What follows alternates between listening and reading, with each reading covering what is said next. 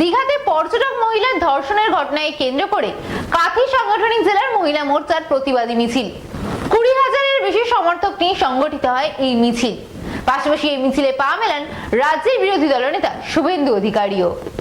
পূর্ব মেদিনীপুর জেলার সৈকত নগরী দীঘাতে পর্যটক মহিলাকে ধর্ষণ, তারই প্রতিবাদে আজ কাঁথি সাংগঠনিক জেলার মহিলা মোর্চার উদ্যোগে এক মহা মিছিল শুরু হয় দীঘার বিধানচন্দ্র রায়ের মূর্তির সামনে থেকে। এই মিছিলে পা মেলান রাজ্যের বিরোধী দলনেতা শুভেন্দু অধিকারী, কাঁথি সাংগঠনিক জেলা সভাপতি ও দক্ষিণ কাঁথির বিধায়ক অরূপ কুমার দাস, উত্তর কাঁথি বিধানসভা কেন্দ্রের বিধায়ক সুমিতা সেনহা, প্রাক্তন বিধায়িকা বনশ্রী মাইতি, কাঁথি সাংগঠনিক জেলার মহিলা মোর্চার সভাপতি ঘনশ্যামলা দাস সহ অন্যান্য। এই মিছিলে উপস্থিত ছিল 20,000-এর বেশি সমর্থকেরা। তবে মহিলাদের হাতে ঝাড়ু নিয়ে এই মিছিল শুরু হয়। মিছিলে মহিলারা একটি গানও গায়। মিছিল শুরু করে নবান্নতে ঝাড়ু মেরে সাফ করে দিবেন। আজকের এই ঝাড়ু নিয়ে তাদের প্রতিজ্ঞা শুরু, নারীরা রাজ্যে সুরক্ষিত নয়। তাই মমতা ব্যানার্জিকে একরাশ নেন এবং গান গায়। তারপরই রাজ্যের বিরোধী দল নেতা শুভেন্দু অধিকারী সরাসরি আক্রমণ করেন রাজ্য সরকারকে। মিছিল শেষ হয় দীঘার সায়েন্স সিটির সামনে। সাংবাদিকদের মুখোমুখি হয়ে রাজ্য সরকারের বিভিন্ন ইস্যু নিয়ে মুখ খুলতে থাকেন।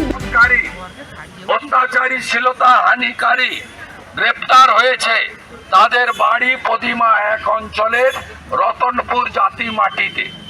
একজনের নাম আনোয়ারুল সাহা, আরেকজনের নাম নজরুল সাহা।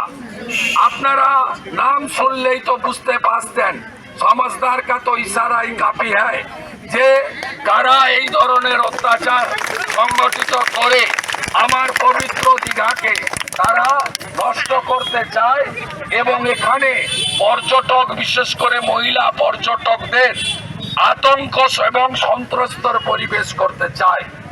আপনারা শুনলে অবাক হয়ে যাবেন, এই কান কাটা নির্লজ্জ মমতা চৌধুরী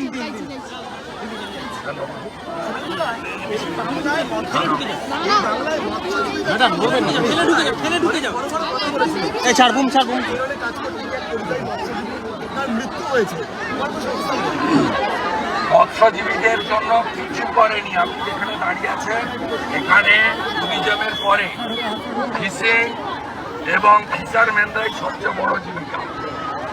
এখান থেকে মাছ গোটা পৃথিবীর বিভিন্ন জায়গায় যায়, এশিয়ার সব দেশেই যায়।